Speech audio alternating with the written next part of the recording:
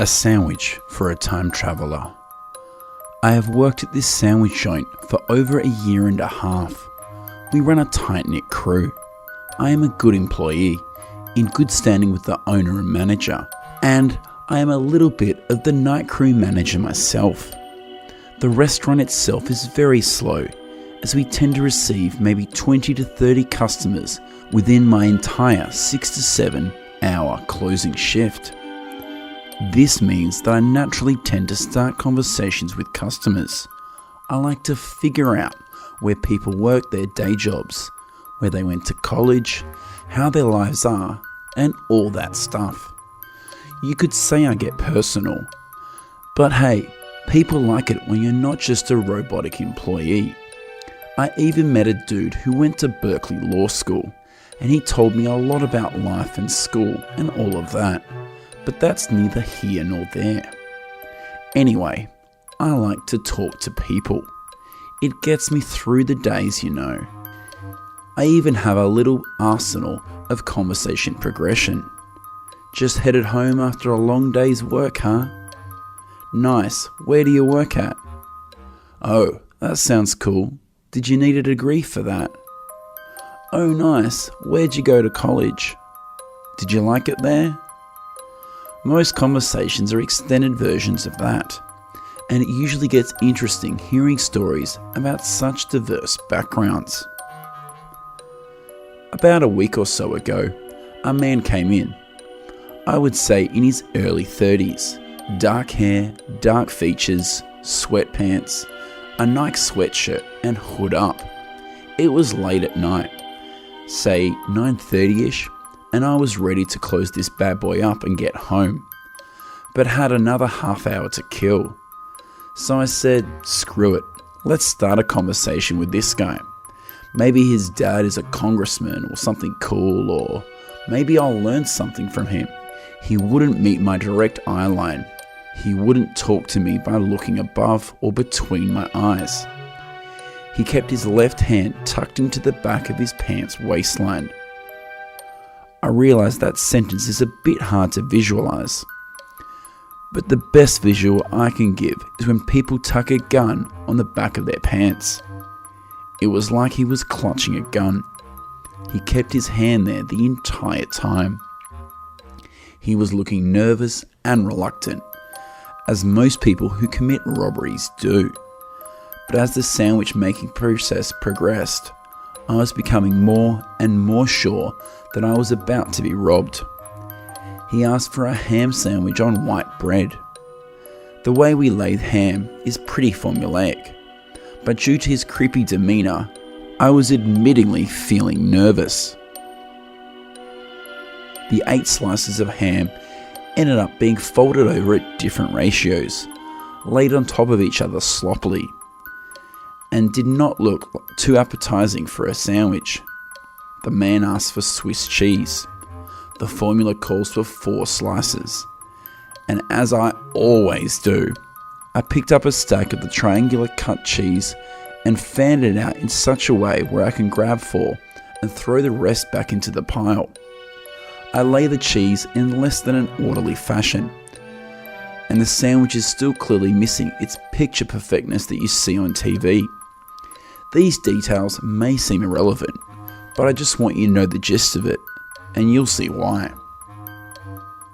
The man asked if I could toast his sandwich. This means that I would have to turn my back to him for a few seconds and throw it in the toaster. And I was not prepared to turn my back to him. This caused a mini sort of panic. I grabbed his sandwich and attempted to stand in such a way where I could keep my eye on him with my waist twisted enough to get the sandwich in the toaster, while still looking at him. As you may have guessed, I dropped it. I dropped the sandwich. I made a basic attempt to catch it as it fell. Kinda like flared my knee and tried to use my waist as a sort of cushion to hold up my elbow to catch the sandwich, but to no avail. Fast forward to last night. A man much older than the first comes in. I would say 60s, white hair, dark features, probably around 6'6", was probably the tall, dark and handsome dude in the 70s or something. Pretty nice up, until he started ordering his sandwich. I got chills just typing that last sentence, because I have no idea how to proceed with the story.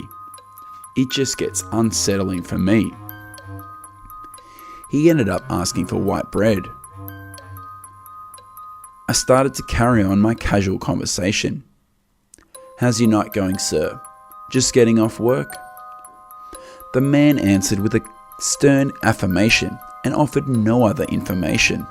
Okay, clearly this guy didn't want to talk about anything other than his sandwich. Weird. "What kind of sandwich for you, sir?" "Ham." Alright, pretty stern guy, no nonsense. Maybe he's like in the mafia and he got nervous when I asked about work. Alright, fine. "Let me make your sandwich and you can get out of here, man." Then he reaches behind his waist. I swear to God, the gesture and motion were exactly the same, in the same smoothness, timing and form. He kept his left hand there in the exact way the other man did about a week ago. The same way. Everything started eerily coming back to me now. It was the most jolting deja vu moment I had ever had, and I honestly thought it was just that, deja vu. But wait, there's more. The way I ended up laying the ham looked very, very familiar. The distance between each slice, the way each layer peeled off the stack in ratio to the next, and the way the slices folded over. And it's actually kind of surprising just how many thoughts you can have in such a short amount of time. But I remember telling myself to take the risk and just reach for the Swiss, because I just had the feeling. "How did you know I wanted Swiss?" I was taken aback. He actually wanted Swiss. How in the world do I pass it off as a lucky guess? Well, exactly how you would think. Lucky guess, I uttered as I let out a meager, pathetic little chuckle.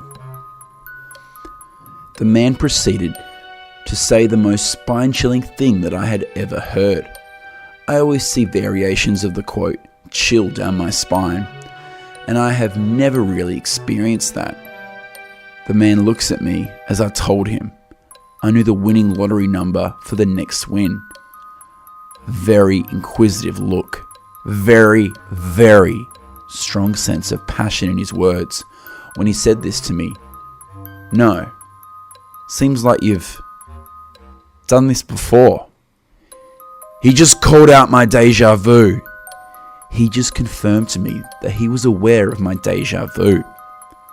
At this point, the phrase time traveler made its first entrance into my mind. I looked at him with the most ridiculously awestruck impression. I sat there just staring at him for a good 5 seconds before I laid the cheese. It was a surreal moment. It was like the climax of this confrontation had already happened. But still, I needed to lay the cheese and veggies, roll the sandwich up, and then ring him at the register. How much creepier is this going to get? I just didn't get it. I picked up the cheese in the exact same way I always do. I fanned out the top 4 slices and laid them down. I was looking down at the same sandwich I had built a week prior. I swear to you, the cheese, the bread, the ham, everything was just uncannily similar. I credit myself to be a rational dude, so at this point I was just calling it deja vu and trying not to feel disturbed. The man said, "Just lettuce and mayo, no toast." Phew, not toasted. Thank the good Lord. He didn't want it toasted. And it's all just a coincidence, right? Well, some of you all may not know, but there is a thing called hot food tax in some places. Therefore, when a sandwich is toasted, there is a button for hot food taxation, and it is something like 12 cents. So, as a force of habit, I read the order back to the customer in this fashion. "Alright sir, so a ham sandwich, not toasted, with a bag of chips and 2 cookies." He looked very concerned with why I mentioned it was not toasted. Why did you have to specify that it's not toasted? Then I explained to him what I said above, all about the hot food tax and blah blah, force of habit, because if a sandwich is toasted, you repeat the order like, "Alright, a ham sandwich, toasted, with a bag of chips and a drink," or something like that. After explaining that to him, he was just kind of inquisitive about it, nothing too weird. I didn't want to keep him any longer, so I took his card, swiped it. As he walked out the door, he turns around and says what I honestly do not think I will ever forget. "Just to let you know, I didn't not toast the sandwich because of the tax. I'm not that much of a cheap bastard." Okay, the guy is trying to lighten the mood, right? Sweet, yeah, I know he's not a cheap bastard. I mean, it's 12 cents. But he felt the need to tell me the real reason he didn't get it toasted.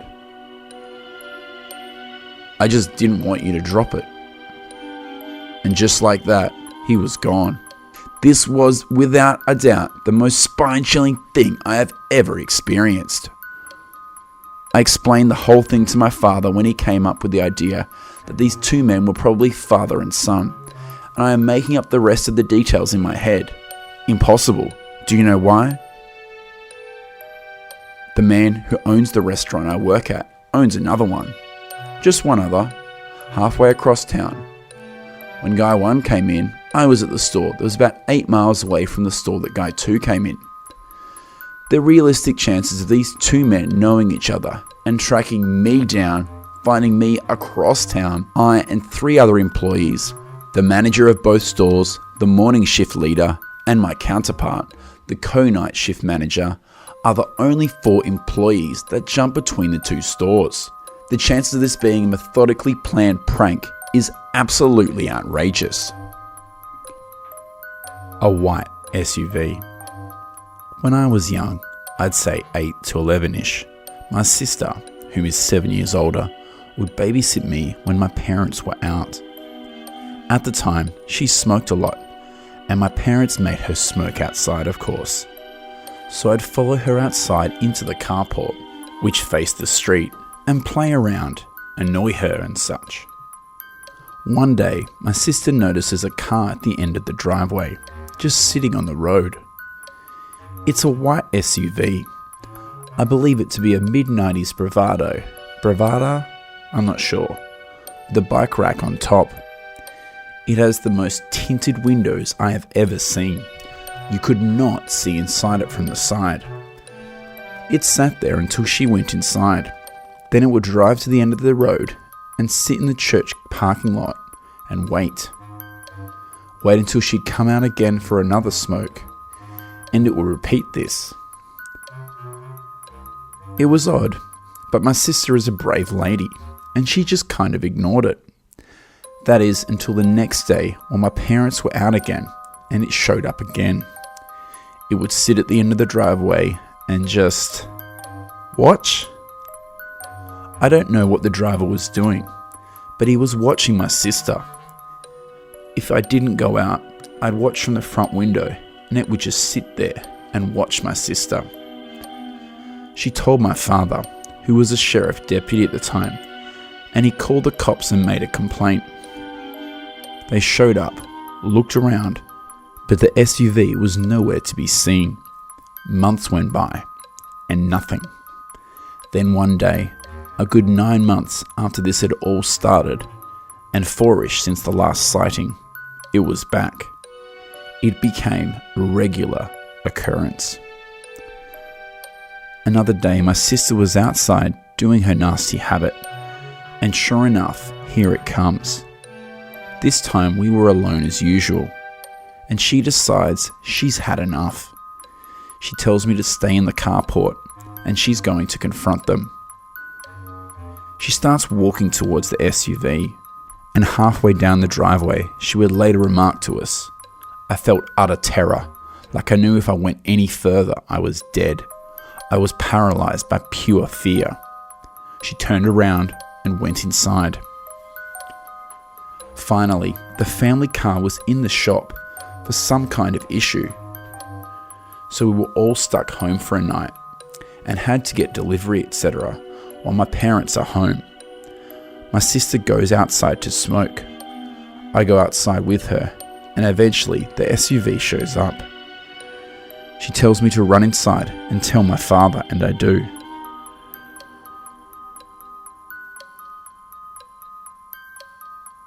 My dad promptly gets his gun and starts briskly walking down the driveway with it in hand in the direction of the SUV, but not leveled towards it. The SUV floored it down the road and peeled out into the nearby large highway. My dad, being a cop, noted the year and the model and the distinguishing features. The scariest thing? The license plate had been covered in duct tape. We never saw it again, and my sister just kind of shrugs it off now. Call me an idiot with bad luck. My mother came to stay with me for a week, which I knew would be a nightmare. We can hardly stand to be in the same room as one another, so fighting is inevitable. On her 5th night here, we got into a heated debate about religion, and it somehow turned into a full-out screaming match. About an hour into the screaming, my apartment manager knocked on the door. Before I could even apologise, my mother jumps in and says that I've been threatening her. I was so shocked and appalled that it threw me into a mini panic attack. I grabbed the keys from the key rack of the door and took off. It wasn't the wisest thing to do, I know, but I was so frazzled that I didn't know what else to do. Ended up sobbing my eyes out and just driving. This went on and off for about an hour and 70 miles. Driving has always calmed me down, so even after the tears subsided, I kept going. About another hour later, I saw the exit for a dam, which surprised me. I had lived here for 2 years, and I had no idea that there was a dam anywhere close by.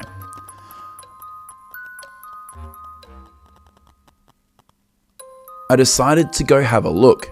Even though it was 3 a.m. and pitch black, I still wasn't ready to head back, and this seemed like a good distraction. It was another 30 miles on a desolate road before I finally reached the dam. It was hard to miss because it was the only light I'd seen for those 30 miles. I crossed the dam and saw that there were a couple of turns leading to campsites. I also at this point realised that there was a legit lake. Yeah, I know, a dam equals lake, but I didn't really put the two together. I decided to flip around and go back to a little parking area I'd seen near the dam. Once there, I parked and my night took a turn for the terrifying. I parked and proceeded to make one idiotic move after another. I rolled down my windows and could hear the sound of water hitting the shore, but in the light of my headlights, I couldn't see where it was coming from. The mosquitoes were pretty bad, so I rolled my window back up and started fishing around in my backseat for a flashlight that I knew I had somewhere in my car.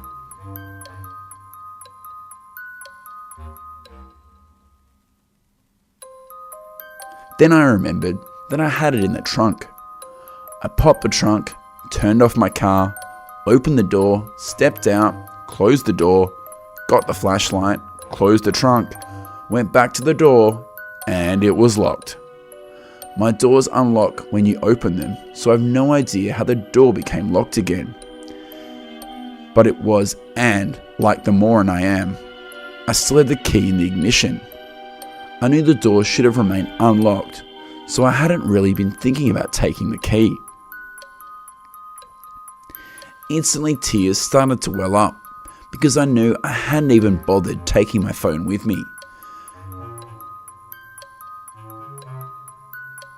I panicked for a while, but I then remembered the campsites I had seen, and I hoped that maybe someone would be in one and that they would have a phone I could borrow.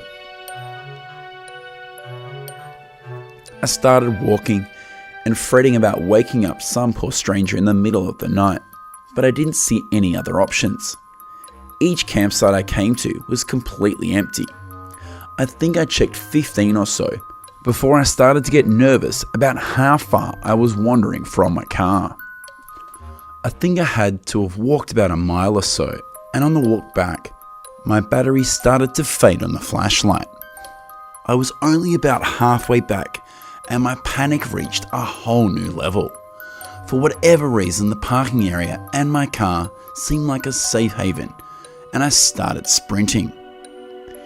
In my panic and in the darkness, I got switched around somewhere and ended up in a dead-end campsite, even though I would have sworn that I was still on the main road. This is when the major tears started. I panicked even more and ended up in yet another campsite. I felt like I was getting more and more lost, and I couldn't bear the water anymore. So I calmed myself and decided to stay put until morning, which I knew wasn't too far away.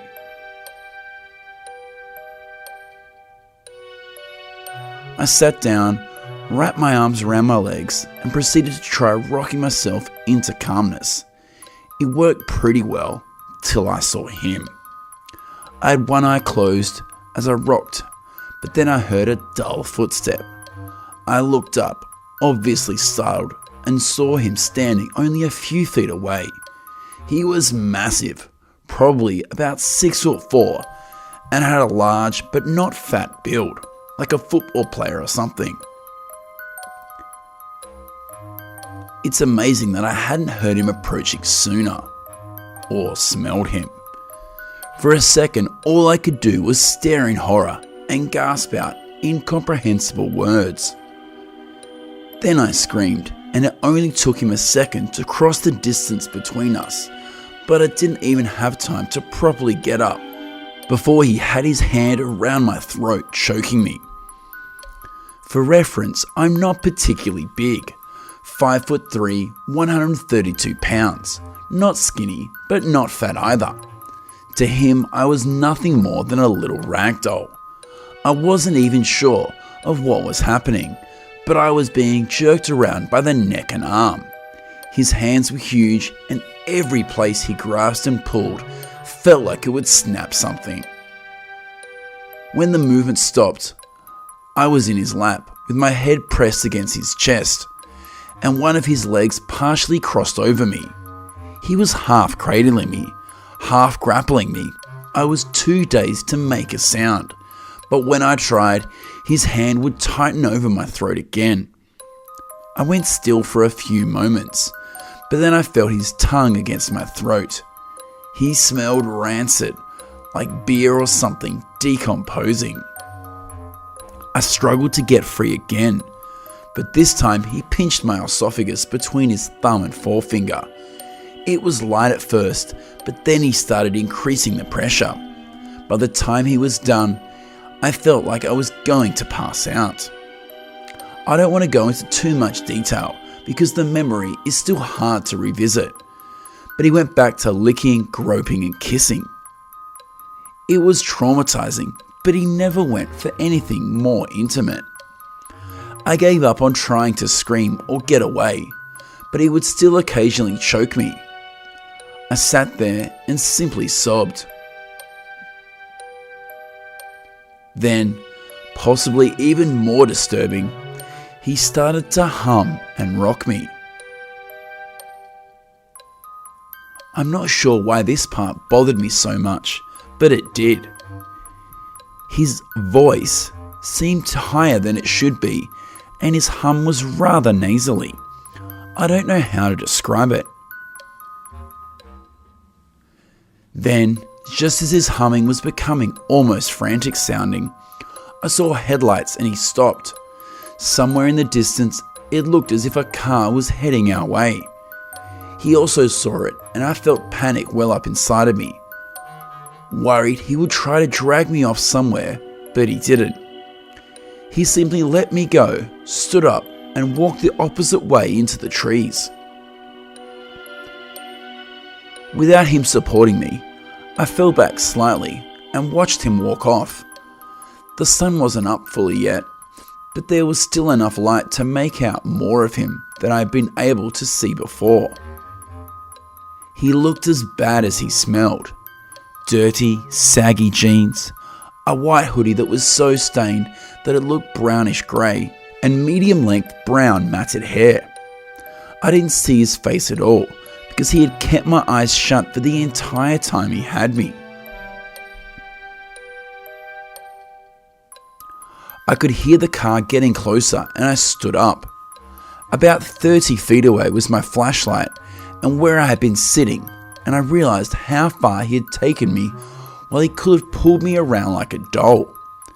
I could see the car lights through the trees, but then they suddenly took a left and panic set in again. I was worried that he would come back if he saw that the car wasn't coming to this campsite. I started to run. I didn't even care about staying on the path or road, just as long as I could still see the car. I caught myself in a few bushes and scraped myself, falling a few times, but the pain didn't even register. I was too desperate to care. It felt like forever, and I don't know how long I actually ran for, but I eventually ended up close enough to the car that the couple inside noticed me. They stopped and the guy got out. I remember not even being able to talk. For a while, I was just shrieking at the poor guy. Even before I could tell them what had happened, his girlfriend had called the police. Everything after that seems like a blur now.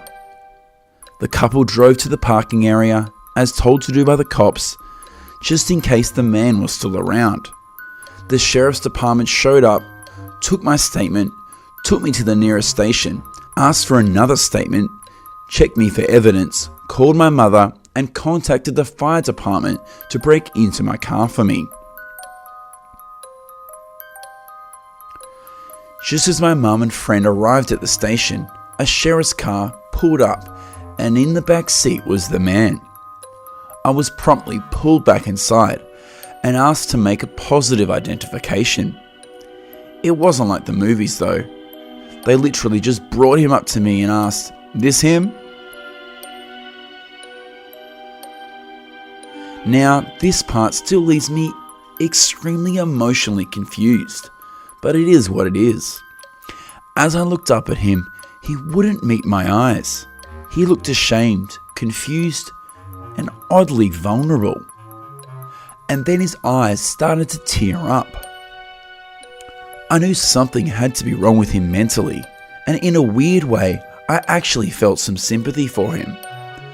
I did confirm that it was him, but afterwards I was actually worried enough about him that I asked what would happen to him. This is where the sympathy flew out the window. He was indeed mentally unstable, as I found out, but he was also a convicted sex offender. Yeah, I actually lucked out with what little had been done to me. Looking back, it seems more like a dream. My mother and friend took me back to my car, and rather than being stuck in a car with my mum, I opted to let her drive my car back and I rode with my friend. The entire drive she kept drilling me for more information, but I couldn't bring myself to even talk about it. I still don't like talking about it now, and I refuse to ever go camping again. I'm also extremely paranoid about having my key on me when I step out of the car. Not in a funny haha kind of way, but a paranoid. Literally now it's a compulsion to check if I have the key with me. I usually have to check 3 times to satisfy myself. As far as the guy goes, he was admitted into a psych hospital, and I hope he remains there. Escape from death. It was a long time ago, before cell phones were prevalent, and I was a mum in my early 30s who had just driven our kids to the paediatrician.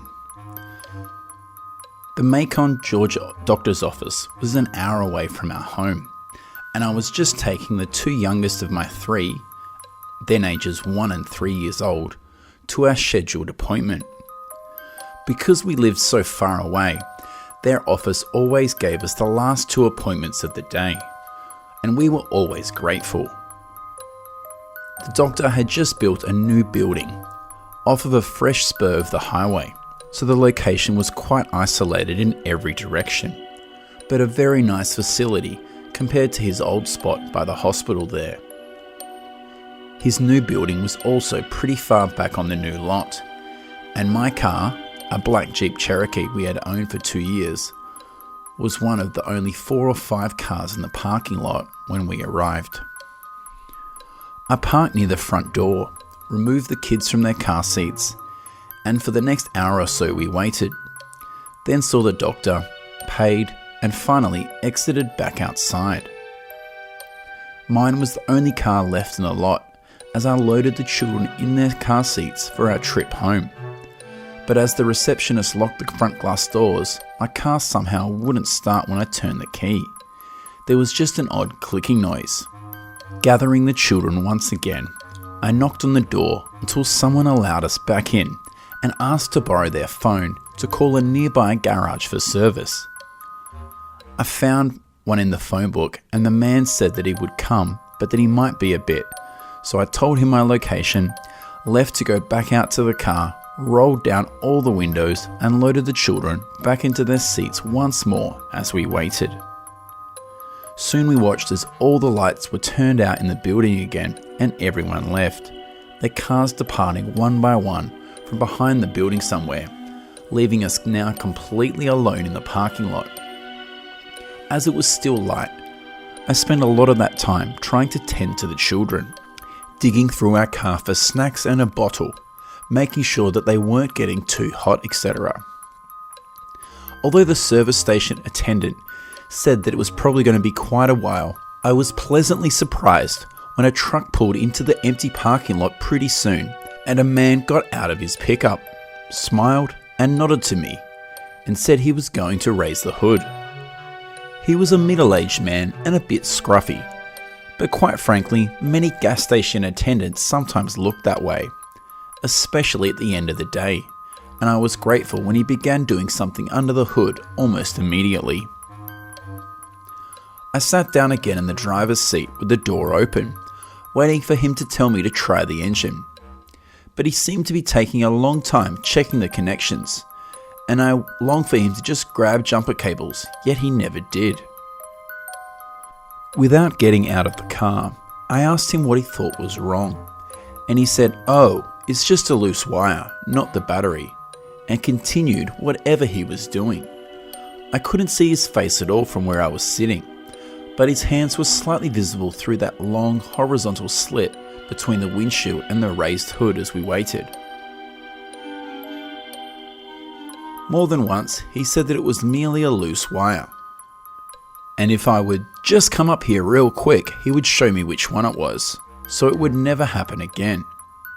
I remember kind of smiling and shaking my head, saying that sadly there was no reason to show me anything, as I didn't know anything about cars. I just thanked him and continued to stay in the driver's seat. Again, just waiting for the inevitable signal to try to start the ignition that was most surely coming at any moment. At one point, I remember thinking that he was definitely flirting as he spoke, but I was trying above all to be polite and kind, as he was indeed helping us. We were hot and tired and miserable, and truthfully, I was distracted with the kids. Oddly enough, he was starting to sound a little frustrated with me because I wouldn't come up and look at the engine. I remember thinking that I certainly didn't want to make him mad, where he could leave us there all alone with the sun sinking so quickly. And then the strangest thing happened. Another truck suddenly pulled into that desolate parking lot, and as it did, this nice guy working underneath my hood suddenly slammed it shut, ran back to his truck, started it, and drove away very quickly, without even saying a word of goodbye. I was both confused and a little anxious when he did this, because I didn't know who now was arriving. I even remember feeling a little frightened that he had suddenly left me alone with two little ones, defenseless. Why wouldn't he at least stay and speak to whoever was parking next to me now? It certainly seemed a southerly gentleman thing to do. I looked around and was very aware, once again, that there were no visible cars on the road, no homes or businesses nearby, and the sun was continuing to set quickly. As this new, also unmarked, pickup pulled in next to me, I got out of the car once again, this time more apprehensively. Upon exiting though, he immediately introduced himself, and his name and voice seemed to match who I'd spoken to on the phone much earlier. He then actually called me by name, apologised for being so late, and finally smiled and stared towards the road, pointing and asking who the man was that had left so suddenly. Relieved and unfazed, I just smiled back in surprise and told him, "Well, I don't know. I thought all this time he was you." And we both laughed silently, and then he started grabbing jumper cables, walked to the front of my car, raised the hood, and started to work. I immediately sat in the driver's seat once more, grateful that, with luck, the air conditioner will be blowing full blast shortly, and once again checking the children. While listening for the familiar words, "Try it," I had my back completely turned towards the children when he surprised me by suddenly coming to the driver's side door. In the strangest voice, he said, "Ma'am, is this yours?" And when I looked into his hands, he was holding a long, thin, dagger-like looking device that was about 1.5 feet in length. It appeared very old and covered with reddish rust. Yet on one end, it had tiny, circular, small finger holes, as if it was a mix of a long, thin sword and scissors, oddly combined. I remember being amazed but not frightened, and I asked him where he had found them. "Under the hood," he replied. I said, just a matter of fact, that I had never seen them before. But how weird was it that all those things had somehow been stuck and undiscovered from my car for all those years? And shook my head in surprise. He continued to stand there and stare at them, unbelievingly, and he looked oddly pale too, like he couldn't find the words to speak for a bit, just continuing to stare at the unusual object. Honestly, I didn't care one bit about it. All I could think of was getting the car going, letting me pay him, and the cost, and leaving. He didn't say anything else, just quickly set them on the curb, started his truck, and then signaled for me to start the Jeep. And when it immediately caught, my 3-year-old cheered. Grateful, I quickly turned on the air conditioner full blast, rolled up all of the windows, and aimed the air vents back towards the back seat, and reached for my purse to pay out. I stood up and took a few steps to meet him so I could hear the amount now owed. With both of our vehicles running, he came back around to my driver's side, but instead of handing me the bill, irritated me a bit by walking right past me and picking up the weird object once more. "Ma'am," he said slowly, "I want you to look at these one more time," and held them out for closer inspection. This time, I moved a bit closer and actually really looked. In his hands, the item still appeared incredibly large, possessing an almost bayonet-looking quality, except for the strangely small 2 loops on one end. I had never seen anything like it, and I told him so.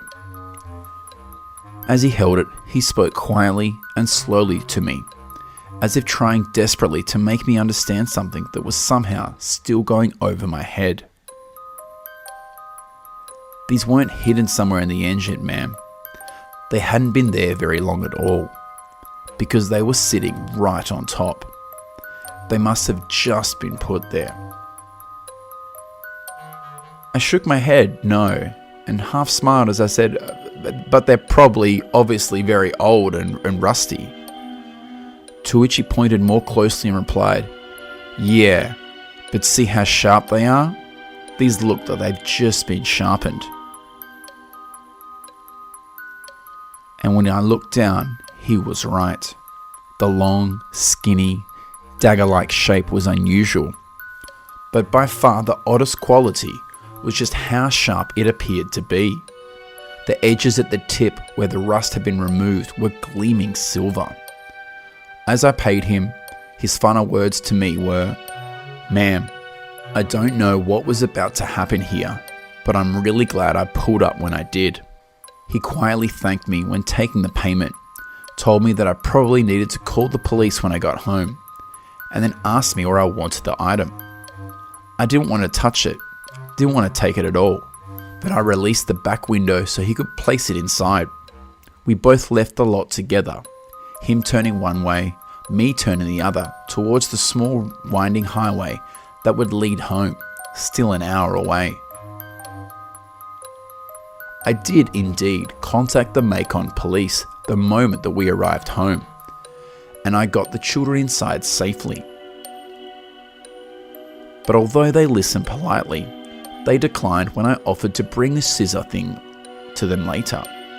The officer I spoke to said that they sounded like they were specialized surgical shears, from my description and measurements on the phone, which I found quite disturbing, as you can imagine. I remember wondering how he would even know that, why he would say that. I had tried so carefully not to touch any of the surfaces, hoping that they might be able to lift prints or test it for blood if they wanted.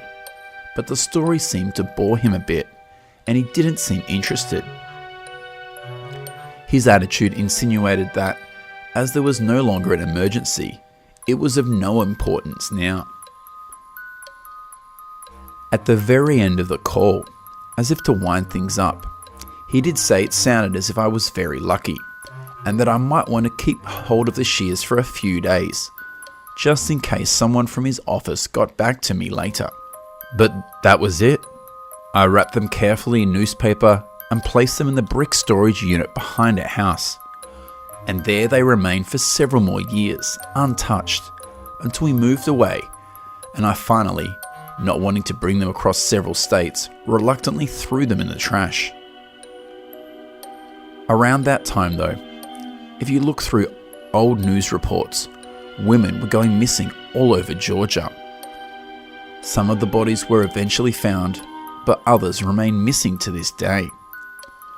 I have often wondered what would have happened if the service station attendant hadn't arrived when he did.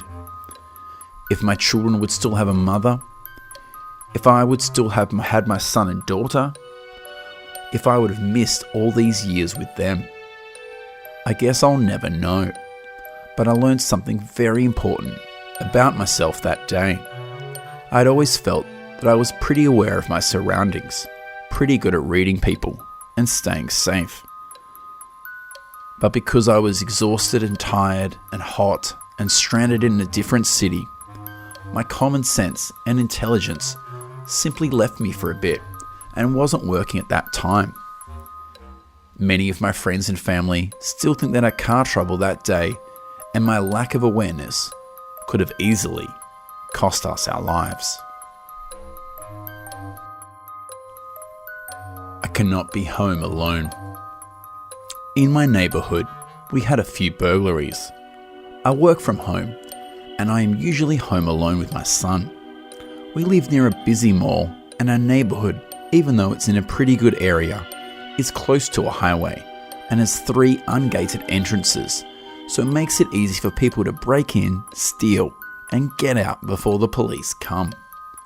I scare pretty easily, so hearing an alarm going off nearby, seeing the police helicopters circle above, and having the neighbourhood swarming with cop cars always freaks me out.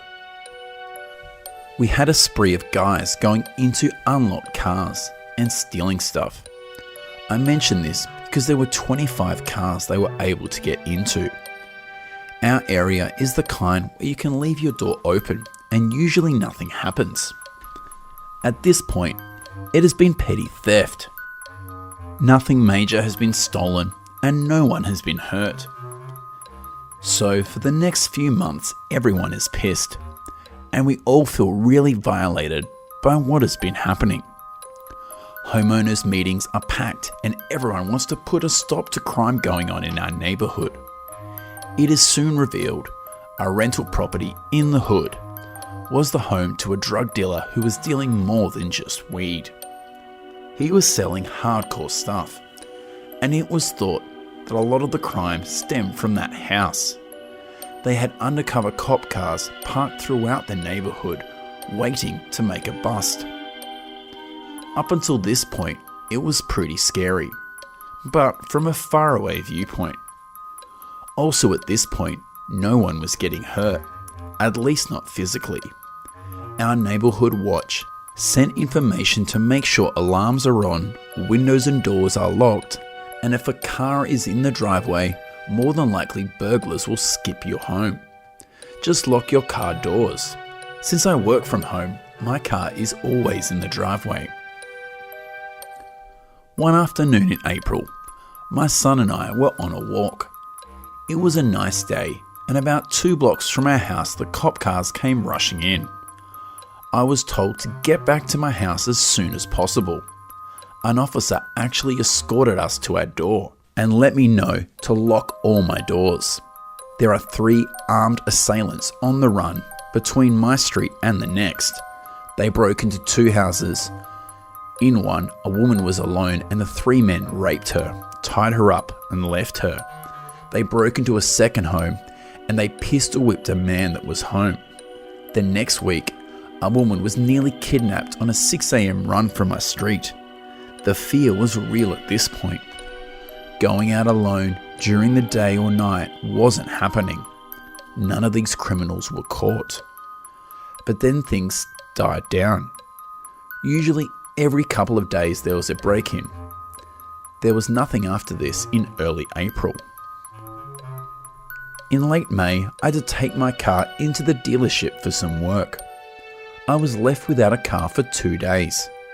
To keep my son busy, we would go on long walks to the mall with 2 other mums and kids in the morning, and then go swimming in our pool in the afternoon. A lot of the stay-at-homes grouped together because of fear of the recent things going on. This day, it was actually pretty nice out, so I had all of our sliding glass doors open and I was letting the house air out. While I was bathing my son, I got a funny feeling, so I rushed and locked all the doors and blinds as quickly as possible. Even though it is our backyard, I didn't feel safe leaving them open, with me down the hall in a bathroom. Just as I was walking away from the last door, I see 2 large men entering my backyard on our security camera in the kitchen. We have 3 stations in our house, where you see the feed from the cameras inside and outside. We have one in our bedroom, one in the office, and one in the kitchen. My husband does security systems, so he set us up with the most elaborate and expensive unit.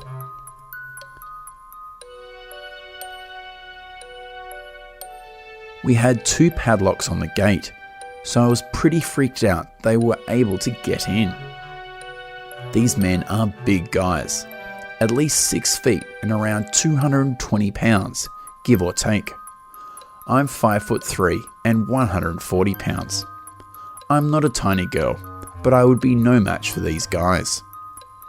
The guys are trying to look through my windows, so I edge back into the bathroom and realize that I left my cell phone outside by the pool, so I cannot call anyone or get any attention from outside my house. All I have is my work phone in the office that needs to be booted up to be used. I was on vacation for the week, so the system was shut down for the entire time. I grab my son, his diaper bag, and we make our way into my office. The room is pretty soundproof. You have to be screaming for it to be heard outside. It has access to the security cameras and where you can actually hear audio from the cameras, and it has a very heavy duty lock on the door. My husband set it up after the rape so that it could be a panic room if we ever needed it. It is hidden in our garage, and unless you turn on all the lights in the garage, and you have to walk around his tool bench and a high shelf, you're not looking, so you may not even realize that there is another room. My son thankfully falls asleep on the rug in the room. As I am freaking out watching these guys as they use a little hammer to break the sliding glass door to enter my bedroom. I'm getting the computer started up to call the office. Once they are inside, I am only able to see them in the living room, kitchen, and my son's room. They're going into all 5 bedrooms in my house, rummaging through closets and drawers.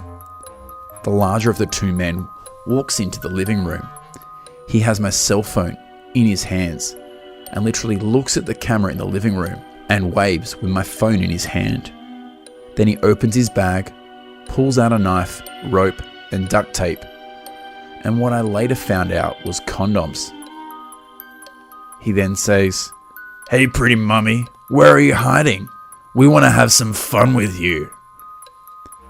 I realize these guys aren't here to steal stuff. I finally am able to call the cops. They tell me to stay secured in the room, turn out the lights, stay on the line, and be as quiet as possible. These guys are tearing my house apart, and they are calling my name, looking for me. They even start calling my son's name. I actually started eating the chicken I baked for dinner. They are rummaging through my laundry room, and one of them grabs a pair of dirty underwear and inhales deeply. It is the most disgusting thing I have ever witnessed, and I was praying they couldn't find us. They make their way into the garage, and they are looking around. I can only see a little from the kitchen camera. I am praying they don't turn on the lights to see the entrance to the office in the corner of the garage. I am whispering into the phone and keeping the dispatcher up to date on what I am seeing on our security feed. She tells me the cops are 4 minutes out. I hear them playing with my husband's power tools. My son wakes up and surprisingly doesn't start crying. He quietly looks at me sucking his thumb. I know what these jackasses have in mind for me, but I am scared to think what they are going to do to my son. That single thought brings me close to tears as I recount the situation to tell it. I bring my son into the closet of the room with a flashlight, bottle, and blanket, and I mouth to him to be quiet and shut the door. The dispatcher tells me the cops are 3 minutes out. Her name is Janice. I beg her to tell them to hurry. She tells me to keep calm and that she is there with me. She recommends that I get in the closet as well. I don't, because I don't want them to think about my son if they break through the door. Then the guys start pounding on the office door. These guys are pulling at the door, and it sounds like they are throwing their weight into the door. I hear my husband's power saw. At this point, the bigger guy screams, "I know you and your baby are in there. You should have just come out when we came in." I am literally shaking and praying the door and locks hold up. I move a dresser in front of the door. No idea why I did that, but it is what they do in movies. I then push the futon in the room against the dresser, just praying the weight on the door would help keep them out. I tell the dispatcher what is going on, and she tells me the cops are breaking through my front picture window. I look through the security system and sure enough, it looks to be 4 or 5 cops at my door. The rest was a blur, and it felt like forever with all these noises of them taking the guys down, and then just silence. I was sobbing and rocking in the dark with my son in my arms, who still sat there quietly hugging me and patting my back. Soon I heard a knock on the door. It was a female officer. It took me a moment to open the door, and I didn't even realise I still had Janice on the phone. These guys were arrested. They were caught with a large amount of cocaine, meth and roofies on them. They had broken into the drug dealer's house before they broke into mine. The cops later disclosed they had been stalking, watching me for a few weeks. They knew I was home all along, and I was the next victim on their list. I thank God that they didn't get to me, because I have no idea if I would still be here to tell this story. We actually were able to sell our house 2 months ago, and we have moved out of the state. Our new hood has a gated entrance. My house has security cameras in every room, and I have a gate around the entire property. Woke up with amnesia in Chicago. I think you guys might know what happened to me. That's what my friend hinted at, but she won't say anything else. No one will answer my texts or calls.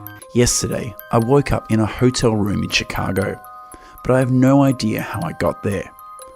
I was fully clothed, and I remember the first thing I thought about was how hungry I was. The second thing was, where was I and what was I doing there? I figured out pretty quick that this is the Hotel Sheraton in Chicago, Illinois. My room is paid for the next 3 days. Otherwise, I have no idea what's going on. The last thing I remember is sitting on the couch at home in Oregon, in my boxers, texting my friends. We were talking about our favourite show or something. My girlfriend was out of town, so I was alone in the apartment. The doors were locked and I wasn't tired. I went to check it out and no one was there. I came back to my apartment and that's it. The next thing I know, I woke up here, 6 states and more than a day's drive away. My bags are unpacked and my coat is neatly laid across a chair. According to the calendar, I've lost a week. I have no memory of it. Desperate for answers, I went to check my phone to see if anyone was trying to contact me. But I don't have my phone here. At least I can't find it. Instead, I have my girlfriend's. Our phones look similar, but we've never mixed them up before. She had a bunch of mixed texts and calls. Most of them were asking where she was and what was going on. My heart sank. She was missing too. I need to find her. Thinking she might have my phone, I called and texted my own number, but got no reply. I went into the text history and found 2 pictures had been sent to me from this number to my own phone in the time I'd been out. Otherwise, there'd been no activity from this end. The pictures kind of tug at memories at the back of my head, but I can't access them. A couple of the texts were from my friends, Jessica and Alex. It's weird because they and my girlfriend never text each other. Jessica in particular seems frantic, asking where I was and where my girl was and where our other friend Liz was. She'd called a bunch of times too. Since she's a good friend of mine, I tried to call her and it went straight to voicemail, like her phone was off. I texted her for good measure, asking what was going on and explaining what happened. I am called Dean. My name is Alan, and my friend Elizabeth, who also disappeared, is called Samantha. Right now, my girlfriend Lisa and my friends Jess and Alex are missing. Elizabeth called yesterday, though, thank God. I talked to her on the phone and she sounded okay, if shaken. She lost a few days in an unexplainable blackout, like I did, but she woke up before I did, has been trying to get in touch ever since. She is still in our hometown. Apparently, she woke up in the basement of her apartment building, which is now evacuated due to a heavy infestation of mold. Just like my own building, this mold seems to be spreading. I agree things look really weird from what Jessica wrote, but I truly think there's a logical explanation for everything here. The mold, the person in the vents, and the basement of my apartment building. Alex acting weird, the texts, everyone disappearing. I don't know if it's drugs, illness, or even the government conspiracy. But there is no such thing as monsters. Lisa used to be a dabbling Wiccan. She still sorts of believes in the power of rituals and manifestation. We were goofing around, conceptualizing a story about angels and demons that could maybe be used as a Dungeons & Dragons campaign.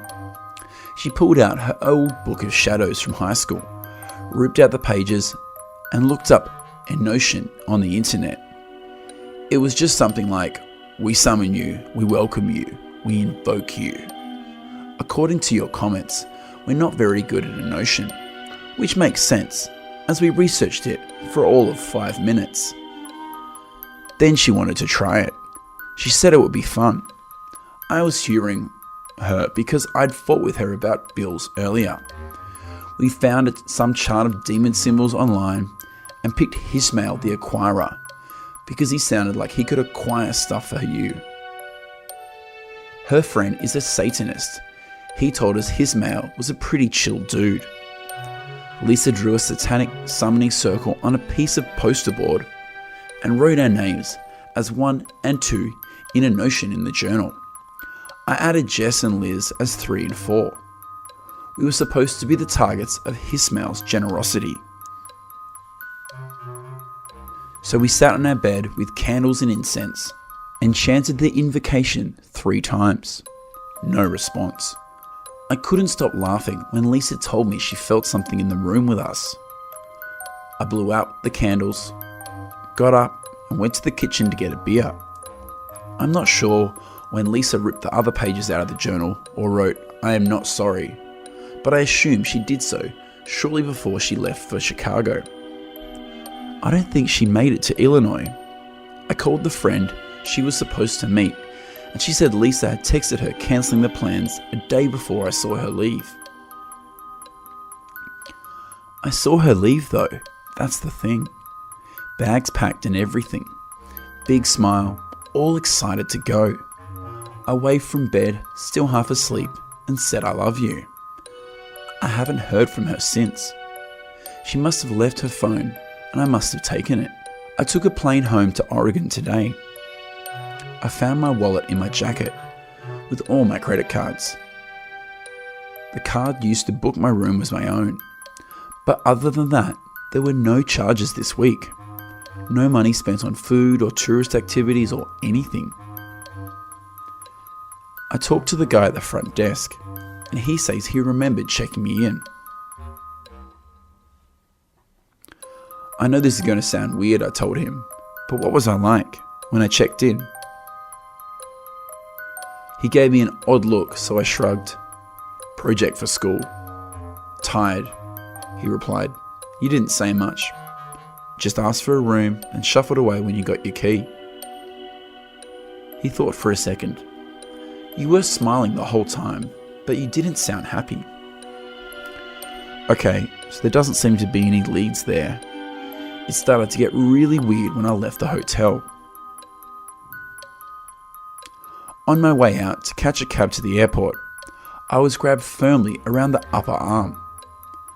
100 thoughts rushed through my head as I turned towards the guy who'd stopped me. Had I met him while I was blacked out? Had I wronged him?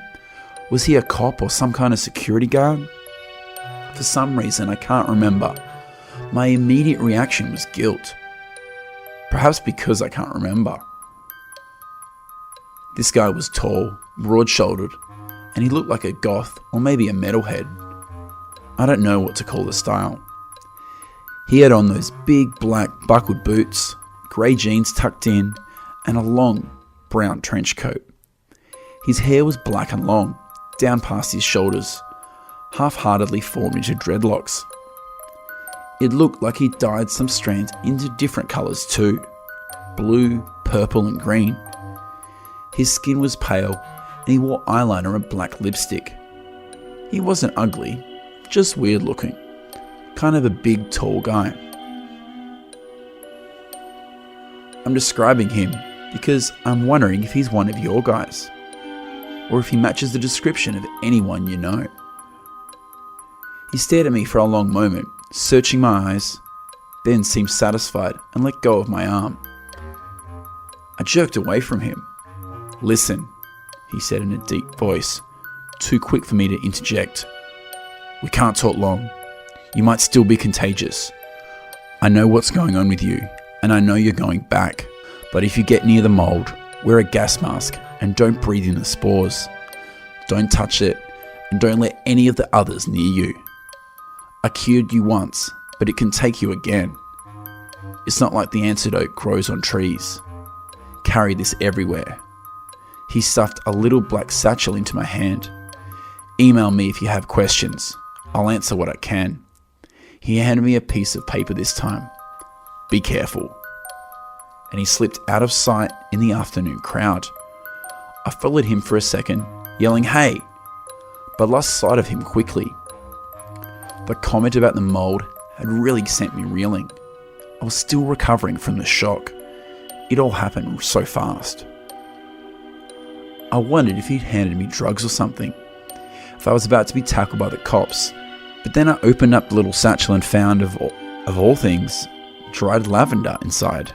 At least, I think it's lavender. It looks like it, but it smells disgusting. My cab driver was yelling at me, so I just stuffed everything in my bag and left. Anyway, now I'm in a motel. I ran by my apartment building when I got back into town, but it's all locked up. Police tape across the entrance. I just kept walking. Lizzie is with me now. I emailed the man I met. I pretty much drew it in with every question I could think of. What's with the mold? The lavender? What was that thing in the basement? How can I stop it? Can we cure Lisa or the others? And on and on. The email was very long. I gave him all of my contact info. He replied a couple of hours later. "I know you want answers. If I was in your position, I'd want them too. I can't tell you everything at the risk of losing my job though.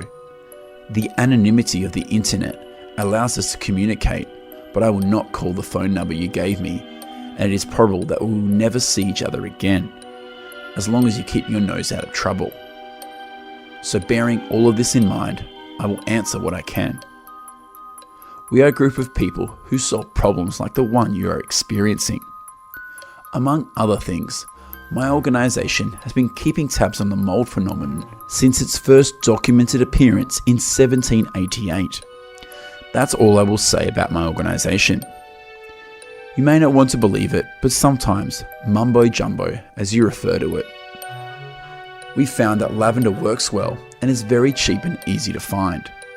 However, this does not mean you can kill it. Do not attempt to. We have been trying for more than 200 years. Spawning again across the world is another. In a sense, we only know how to treat the symptoms, not the disease. We do not know how to kill the source. Any attempt you will make will only anger it, and it will hunt you with a vengeance. This thing can affect your brain and body in various ways. When possessed, a human, eventually and invariably, the infection ends with death. Its one purpose.